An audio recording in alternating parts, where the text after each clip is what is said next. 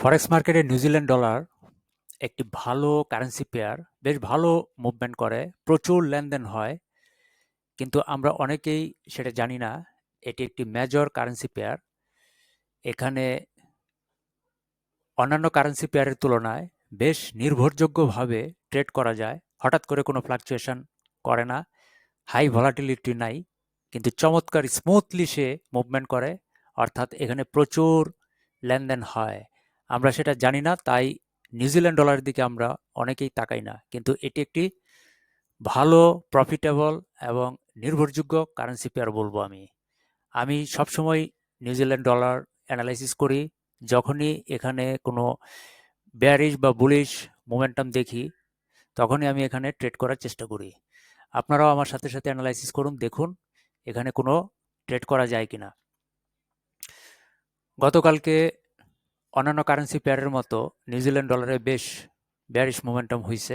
ট্রেডাররা প্রচুর পরিমাণে sell entry করেছিল, ফলে এখানে গতকালকে একটি বিগ বেয়ারিশ মোমেন্টাম ক্যান্ডেল দেখা যাচ্ছে। আজকে সকাল থেকেই ট্রেডাররা এখান থেকে বাই এন্ট্রি শুরু করেছে, ফলে এখন পর্যন্ত bullish bullish bullish bullish candle চলছে, অর্থাৎ ট্রেডাররা বাই এন্ট্রি করছে, ফলে নিউজিল্যান্ড ডলারের দাম বাড়ছে। নিউজিল্যান্ড ডলারের দাম আরও কি বাড়বে? অনেকেই কিন্তু এই প্রশ্ন করছেন যে হয়তো বাড়তে পারে, তাই অনেকে এখানে হুটহাট করে বাই এন্ট্রি করে বসেন। এটাকে আমরা ফমো ট্রেডিং বলি, FOMO, fair of missing out, অর্থাৎ তাড়াতাড়ি এন্ট্রি করি, নইলে পরে দাম বেড়ে গেলে এই সুযোগ হাতছাড়া হয়ে যাবে। এটাকে আমরা ফেয়ার অফ মিসিং আউট অর্থাৎ ফমো ট্রেড বলি। এরকম আমি বা আমরা সবাই ফমো ট্রেড করে থাকি, কিন্তু এগুলো সাংঘাতিক ভুল। আস্তে ধীরে অ্যানালাইসিস দেখে, মার্কেট চার্ট দেখে, ফান্ডামেন্টাল দেখে, technical support zone, resistance zone, trend, candle formation, কি লেভেল, সমস্ত স্ট্রাকচার, বিহেভিয়ার, সব কিছু আস্তে আস্তে দেখে দেখে তারপরে ঠান্ডা মাথায় ট্রেড করতে হয়। এখানে হুট করে ফমো ট্রেড করে বসলাম, বাই এন্ট্রি করে বসলাম, একটু পরে দেখলাম যে মার্কেট বেয়ারিশ হচ্ছে, ডাউনে চলে যাচ্ছে, তখন আমাদের লস দেখতে হয়। এটা আমাদের সবার ক্ষেত্রেই হয়। সেজন্য আসুন আস্তে ধীরে ঠান্ডা মাথায় অ্যানালাইসিস করি। আপনি আপনার স্ট্র্যাটেজি অনুসারে অ্যানালাইসিস করবেন, আমি আমার স্ট্র্যাটেজি অনুসারে অ্যানালাইসিস করব।